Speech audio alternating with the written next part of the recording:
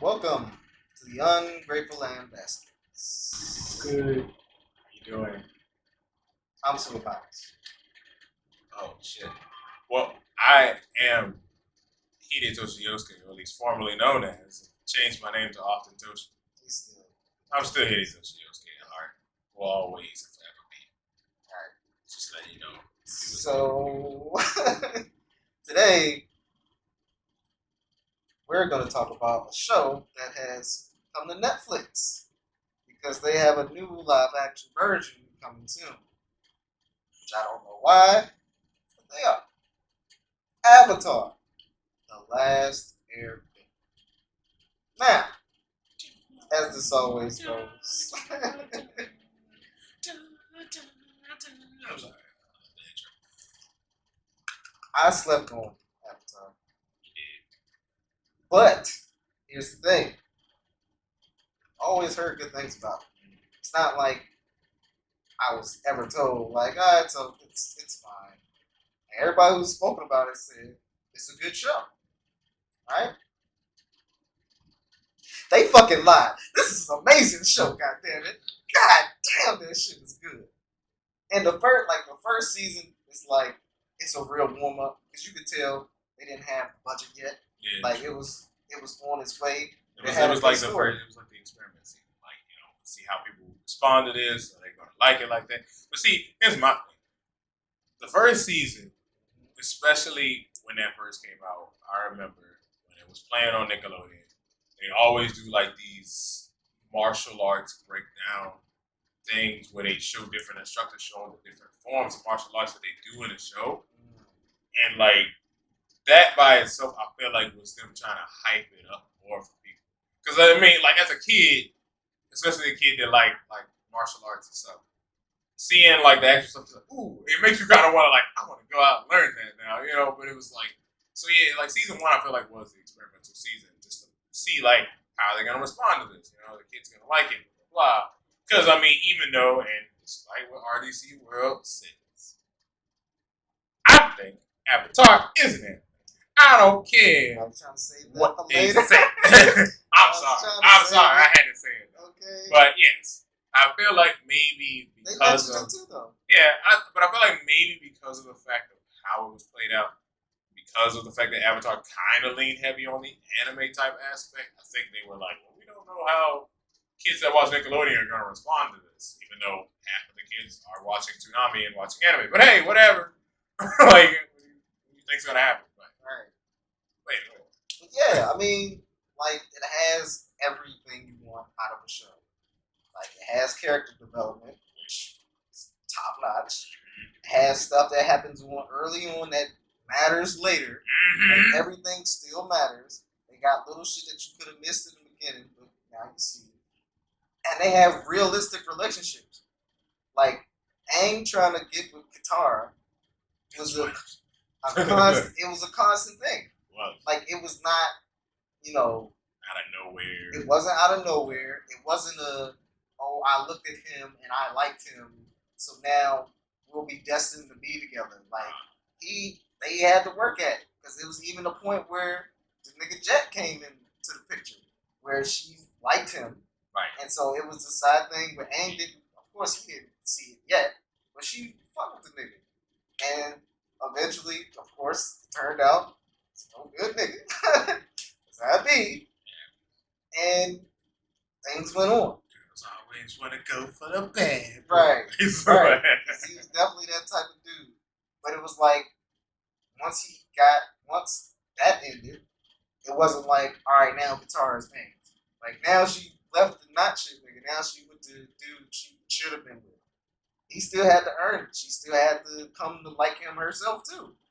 And then you got Zuko coming in there, who turns over a new leaf, and it's another sort of bad boy Sasuke type.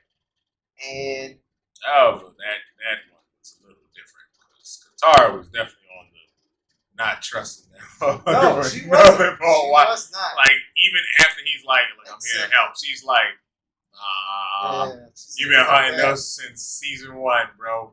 I don't trust shit you saying. Right. Like, it was a while before she finally gave me trust. Right. She's like, first of all, I don't fuck with the Fire Nation. At all. For one.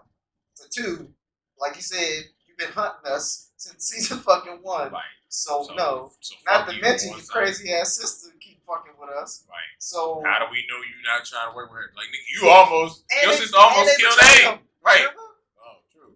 Because she helped him, and it was she helped his uncle or whatever. And it was supposed to be like, yo, like you want to help us out now? Like, are you good? Because he helped Aang before.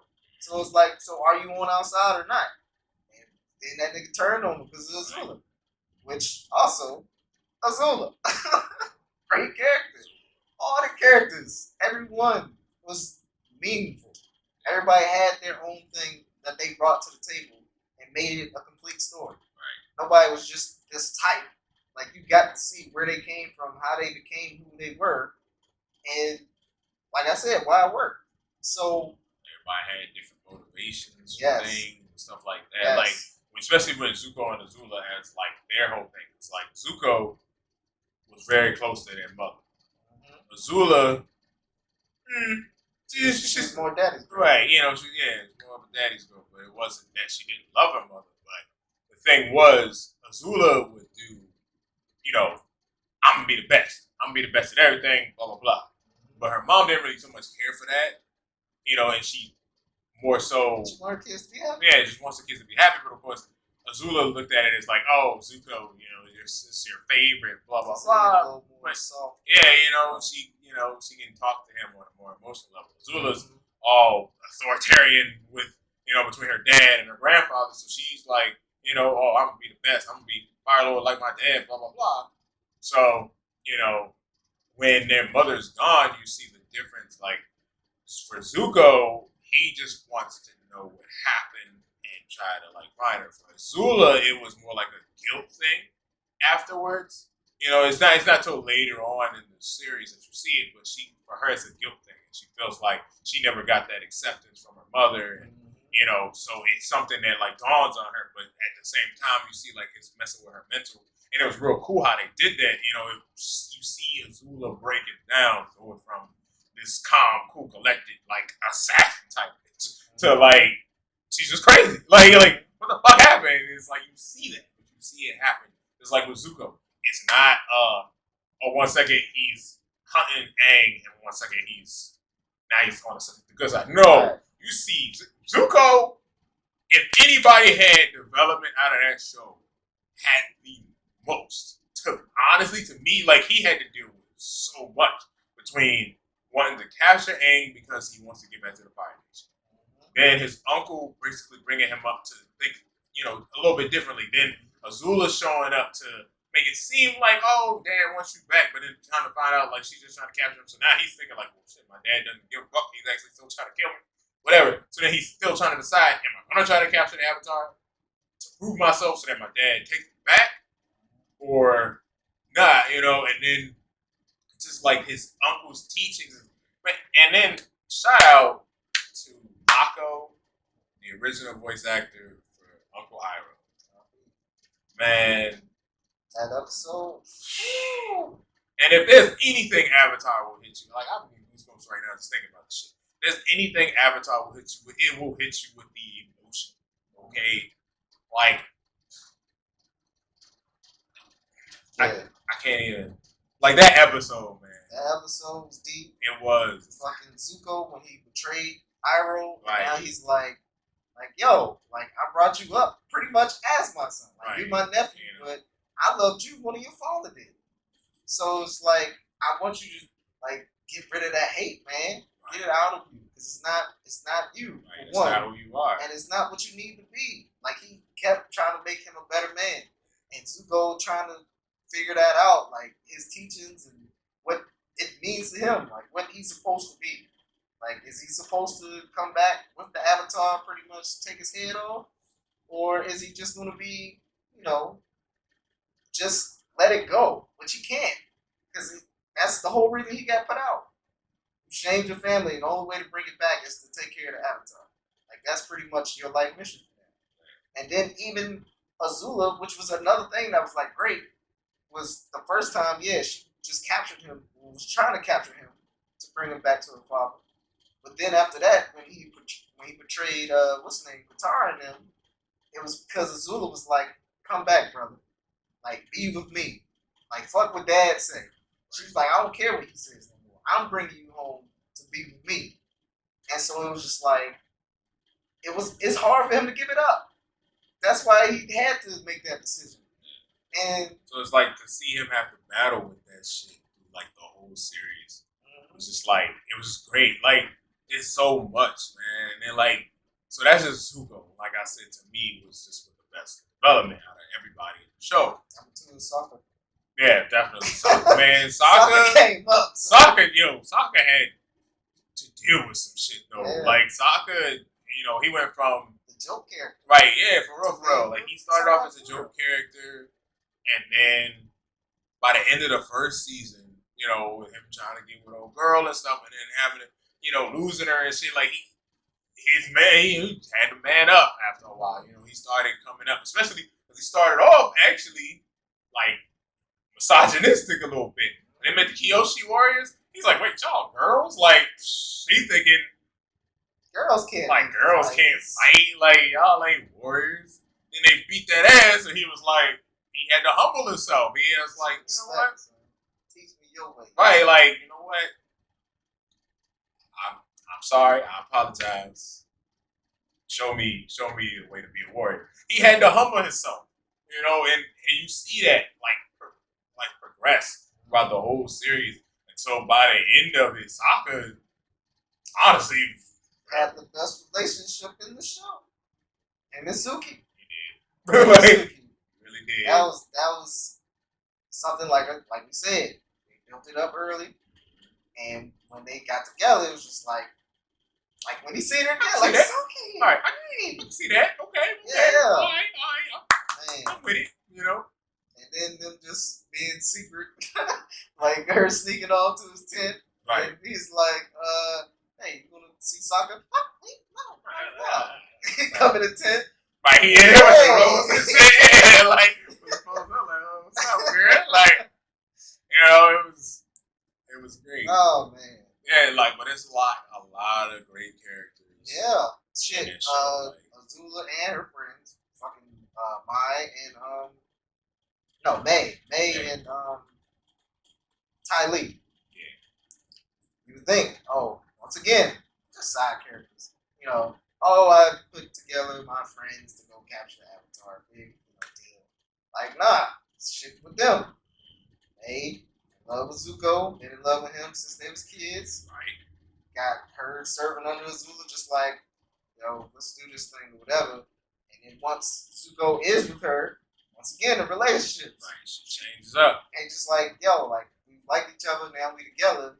But then they still don't know how to be together. Exactly. Because then my favorite episode, when they at the party, like for the beach party, and they sitting there like, Zuko getting jealous. He like, why you looking at niggas? Right. What you mean? And she kind of like, bro, what the fuck is wrong with you? Like, I'm with you. Like, and he's more, insecure. And just like, I don't know what your deal is. It's also because, and it's the thing, it's because Zuko's had to deal with so much. I mean, he got exiled when he was young. So it's like, for him, I think it's because of what happened with his father and all of that, he's got a lot of insecurities now. He's like, am I good enough for her? Like, I wasn't good enough for my father. Am I good enough to even consider myself being part of the Fire Nation? Like, he's got all this shit going through his head. So it's like, he feels like if there's any moment of like her looking at somebody else or something, like she thinks he's better than me. Right. She thinks he's better than me, and it's like that's not even what she's thinking, bro. But it's Right. like you got to deal with that shit. It's something that's what I'm saying. It's like, but you wouldn't get that if you didn't get the development that you get throughout the series, and that's the greatest part about it. It's like there's so much, dude. It's just so much. It's great, and I mean, you get some characters that are like, I guess their development is minuscule. Like Toph. Yeah, Toph doesn't really get development other than her bending. Like, it's like she learns metal bending, and it's like, oh, shit, But other than that, she doesn't change as a character. She still stays Toph. Hell, even if you look at Legend of Korra, she still stays Toph. Which I still give credit for that too. Right. Like some people need to just stay who they are. Right. You know, it's like you don't necessarily need to change every single character. Right. She You know? didn't need some tragic backstory or something like that. Like She's a rich girl, and now she got to be free. So now she's just being who she is, but she's not shackled by having to hide who she is. So, development, characters, story, all that shit, fights. the best, Nigga, what? the best part about it all, though, I feel, is just how they tell the story. Because it starts off, you know, as the intro tells you, you know, Avatar vanished. It's been 100 years. Shit's gone down. Fire Nation's been taken over. That's all you hear. But the fact that they show you how the Fire Nation has affected every single nation, like in just little ways, little episodes, like things that in anime you would consider filler, is like, no, it's all relevant. All of it needs to be told. You need to understand what the Fire Nation did, how it's affected certain things like that, and you know, and seeing Aang, because like, yeah, technically he's 112, but he's still 12. And the reason he ran away in the first place was because he's like, I don't want to be the Avatar. I'm not ready to take on that responsibility. But now it's like he's thrown into it, and he has no choice but to take the responsibility. So watching him actually like move forward and get better, and like learning how to be the Avatar, what he needs to do, what his role to play is in not only in society but in nature and shit like that, is like for example, one of the most tense, and I say nature, but it's also the spirit world. One of the most intense fucking episodes when he had to go see Ka, yeah, it was Ko or Ka, some motherfucker had many faces basically, and it was like you cannot show any emotion in this to this motherfucker or he will steal your face. And like that, I remember watching an episode and be like, because Aang is so expressive. Like he was really expressive with his face. So like seeing him have to be like blank faces. Yeah. Like he had to, but there's a moment of weakness in there. It was something Cole said, and he's like, "What?" And I got all excited, and Cole's like, and he's just like, "Thank you for your information." Right. And I was like, "Woo!" Like I'm saying, like, nigga, get out of there! Like, all right, you got what you need to go. Like, leave. I like where it headed towards the end. Yeah. I like where you find out, because of course the Avatar is a big thing. You know, pretty much keep peace in the world. And so that being said, the Avatar being this big, great position, holy position, pretty much, you just think they're supposed to be like just great people, just these model examples. And then you get to the Kyoshi Avatar, where it was just like, yeah, she was on trial for murder, and it was like, it's the Avatar. She couldn't have done it. And you finally talk to her, and she's like, yeah, I did it. Bro, yeah, I did it. Bro, like, yeah. Like, it was a problem. I took him out. Fuck you want from me? And it was like, oh, so it be like that. Yeah, and it was during the time when Aang was faced with his greatest challenge of like, what you about to do with Philo? Right, what you gonna do with Philo? Because he's not gonna stop. Right. And the only way to stop him at this point is put him 6 feet under. Like, I don't want to kill him. But the thing is, yeah, and that's the thing. Aang was raised as basically, you know, a monk. They don't kill. You know, as an airbender, he definitely doesn't. You know, he's more about peace. So him talking to all the past avatars, trying to find ways like, okay, what would you have done in this situation? What did you do in this situation? Everybody like, yo, right. And then the one avatar he thought he could talk to that could, you know, really he could connect with, the airbender avatar. Even she was like, sometimes you have to do what's necessary to keep peace. And he's like, fuck! Like, you know, that's not me. Like, you know, so to like see him have that dilemma by the end of it is like, shit, Aang, what you gonna do? You know? I mean, what he does though, he was like, yeah, well, shit. All right. That's way to do it. Right. Good job. Good job. I ain't even think about that. Right, you know, I was okay, you might have to knock him out, send him to jail some type of way. And he said, no, I ain't got to do that. I'm going to let you keep your life. Right. Because apparently, Ozai's like, what, the meanest firebender? Yeah, for real. Yeah. He basically was. This motherfucker, that Sozin's comment came through. Son, this nigga. Oh, just laying waste to everything. Like, Right. God damn. Like, I don't know if any of y'all seen. I would hope so. Watching this. I would hope so if you're watching this. But I know you've seen Naruto. Remember in Shippuden when Madara showed up? And that big ass wall of fire. That was basically Ozai the whole time. Just one hand and just like, yeah, with a smile on his face. And it was like, son, if somebody don't stop him, he about to lay waste to everything. Man. So, we talked about story, we talked about characters. We haven't really talked about the fights. Because you talking about Zuko versus your boy in the first Agnicon. But before we even got into the fights, that's what I was going to say. The fights and the music go hand in hand. They go hand in hand. I can't say one without the other because, man, the Agnicon music. Oh shit, this is a banger, and they going at it like. But the choreo, and see, that was honestly the greatest part about when they did the things with Nickelodeon, showing the different martial arts styles and shit. Because then you like watching it, and you're like, now you're really paying attention to the choreography of the fights. Man, the choreography was something crazy, yo. Like, I remember Aang and Zuko going at it, like standing over this well, and they're like the way they're like countering each other. It was like, yo, like the flow was just nice. But yes, like he said, the Zuko versus the general. Yeah, I can't fucking think of that dude's name. That Agnicon was mean. It was like you said, hot Aang fire. versus Zuko mean. Fucking when they tried to force the Avatar state out of Aang.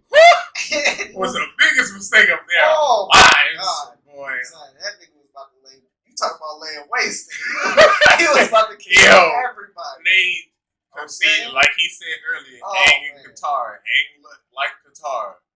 They kidnapped Katara, like made it, sunk her into the ground. Because he was like, yeah, if you don't stop it, like she's gonna suffocate. And Aang like trying to reach for her, and she was gone. And then basically, and then all you saw was her turn around, hit with the eyes, and then was like, oh shit.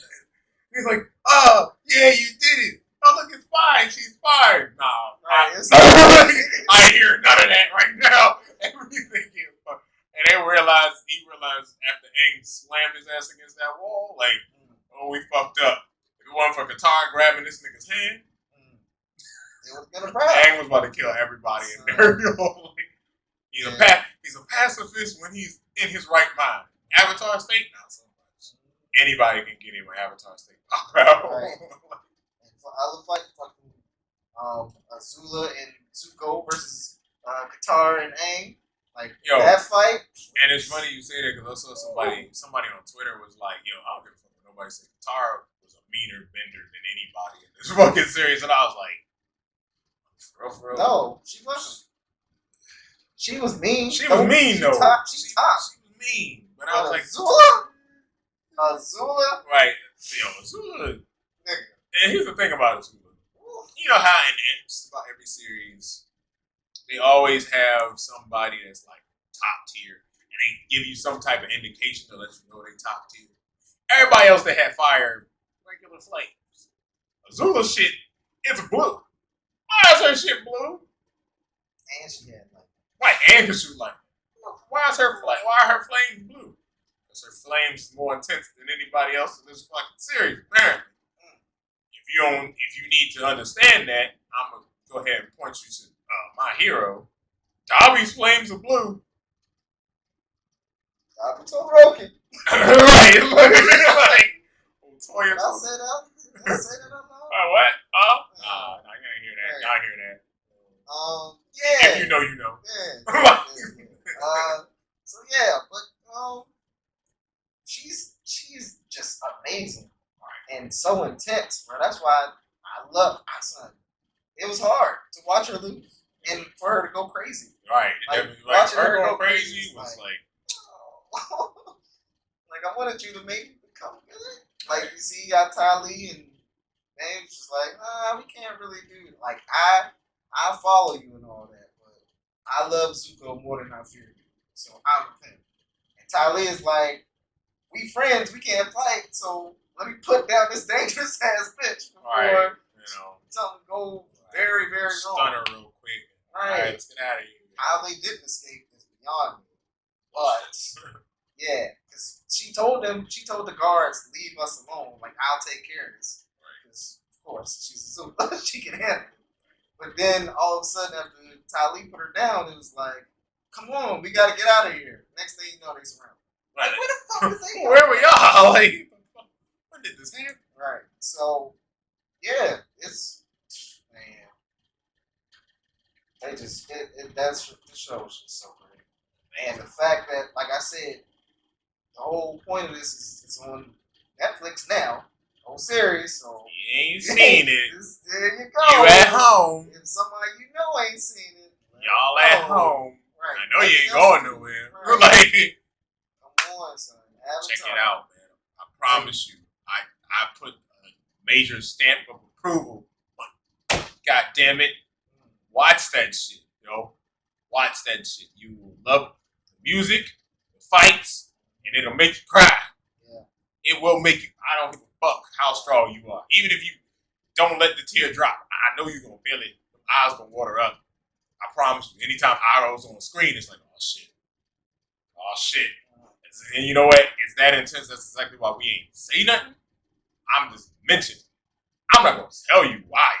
You're going to have to watch that shit and find out. Okay? Now, I watch that shit now. If I was to turn it on right now, and I'd still feel it. Get a little choked up because it's like, it hits hard, man. It really does. But yes, Avatar, The Last Airbender, the animated. The anime. Right, the anime. Korra. I haven't even finished my Korra, but whatever. That's then, a different video. For a yeah, different time. and now, like I said, Netflix is going to do a live action show, which they said they're going to go more into it. But it's like, there's nothing more to go into. Right. That's not then, but I've heard after everything is over. Yeah, they go search for their mother, Zuko and Azula, and he has to handle her. So I'm like, yeah, because everything in that. So do that. I'm like, do that. Do the show for that. Right? Don't make a live action show. Right? No. We know what happens in the show. You already got the series on Netflix. Don't. Right. There's no point. There's no if point. you want to do live action, make a better movie. Okay. So yeah, Avatar. Hold on. No, because he had to say it. I'm a look. Oh shit. M. Night. I don't know what the fuck he was thinking. Oh man. I don't know. I heard. I had high hopes. I heard you saying something about your kids were helping you do it. I was like, oh, the kids helping you? They should know what's going on. Not a single fucking person in that household knows a goddamn thing about Avatar: The Last Airbender. Not a single one. I don't even know Aang's name. Right. Who the fuck is Aang? And I swear to God, if I see another fucking scene like this, because there was literally a whole scene of that motherfucker blinking in the camera like that fucking close to the camera. I was like, what the fuck is going on? No. Okay? Netflix. Don't fuck it up. Don't. Please. Don't fuck it up. Please don't. Don't fuck it up. Please don't. Y'all already been questionable with the adaptations any fucking way. No Bleach. Death Note. What the fuck is Light Turner? What? Light Turner? You know the worst part is? I thought if anybody could do live action, I would think that Japan could do live action of their own shit. They can't. Even their live action is trash. I don't give a fuck what nobody says. The only ones that I've heard are good is the Rurouni Kenshin ones, but I'm like, I don't feel like that's that hard. It's just a samurai movie. So, whatever. But, like, you have the material. You have the material. Use it. Don't discard it. Don't change it. Use it. Or just leave it alone. Right, or just leave it the fuck alone. I don't give a fuck. You know what Team 4-Star did when they abridged Dragon Ball Z? They didn't take shit out. If anything, I mean, kind of made shit better. I'm not gonna lie, but definitely made shit. You know, there was moments that you was like, I didn't think that could be funny, and they made funny. And moments that you thought, well, this is just a joke show, where they was like, wait a minute, this is good. Mm-hmm. So, hold on. So, get the right writers. Yes. Get people who are passionate. Please about do. Your project. And passionate about fucking acting. Yes. And you'll get a great product. And trust me, we'll love you for it. Yes. And you'll get paid money for it. You'll get the views. You'll get the everything you need. But I assure you, if you release this, that first episode is some hot garbage. I will be, I don't know where the fuck the Netflix headquarters is, but I will find it, and you will know my anchor. I will be at that front door, gate, whatever the fuck. Like, give me the fucking CEO. I need to whoop his ass. That's exactly what the fuck I'm gonna say outside. I don't care if he ain't got nothing to do with it. Fuck him or her, whoever. I ain't sexist. Everybody can get it. These hands is rated E for everyone. Everybody can get it. You fuck with my show, I swear to God. Anyway. I think we said everything we need to say. If you haven't seen Avatar, it's on Netflix once again. It's on Netflix. Watch it. You won't be disappointed. At all. You won't. And if you are, somehow, then you just fuck don't you. know good shit. If you are, go fucking watch 7 Deadly Sins. Right. Yeah, exactly. Right. So, watch it. Okay? This has been the Ungrateful Ambassadors. We're going to cool off for a bit. See y'all next time. Peace.